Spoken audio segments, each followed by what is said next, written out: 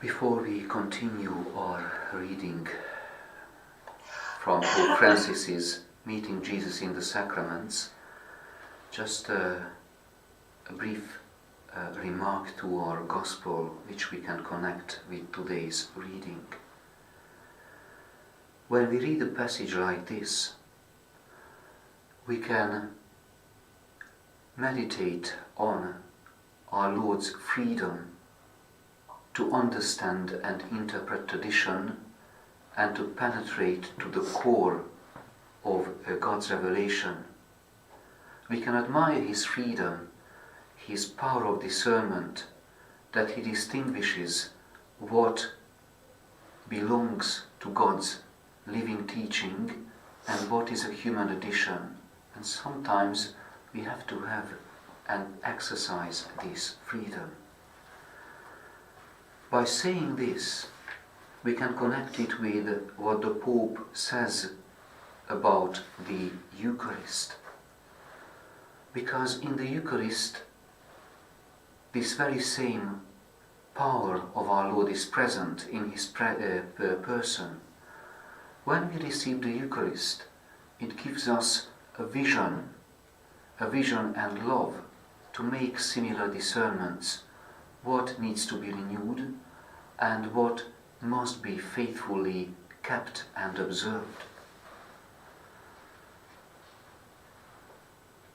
In chapter 3 of the Pope's book, The Sacraments and the Transmission of Faith, the sacramental character of faith finds its highest expression in the Eucharist. The Eucharist is a precious nourishment for faith, an encounter with Christ, truly present in the supreme act of his love, the life-giving gift of himself. So in the Eucharist we find the intersection of faith's two dimensions. On the one hand, there is the dimension of history. The Eucharist is an act of remembrance, a making present of the mystery in which the past and even as an event of death and resurrection demonstrates its ability to open up a future, to foreshadow the ultimate fulfillment. So in the Eucharist, the fullness of time with Christ is present. The liturgy reminds us of this by repetition of the word Hodia, the today of the mysteries of salvation. On the other hand, we also find the dimension that leads from the visible world to the invisible. In the Eucharist we learn to see the heights and depths of reality. In the Eucharist we learn to see the heights and depths of reality. The bread and wine are changed into the body and blood of Christ, who becomes present in his Passover to the Father.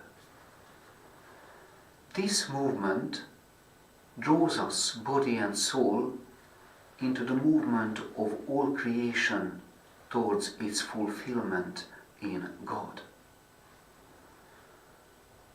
So the Eucharist, what we celebrate, and we have the privilege to celebrate it daily, the Eucharist brings us to the Father and creates in us a sense of the fullness of reality. And with this we can connect back to today's Gospel from Mark's Gospel, chapter 7, 1 to 13, that Jesus has the power of discernment to finding the right paths, what to preserve from tradition, and what because it's genuine core, and what to develop. So let us receive our Eucharist as a nourishment on the path of discernment, and let us give thanks to God that through this reference point, the Eucharist, the personal love of Christ, we have a life, we are able to lead a life of permanent discernment.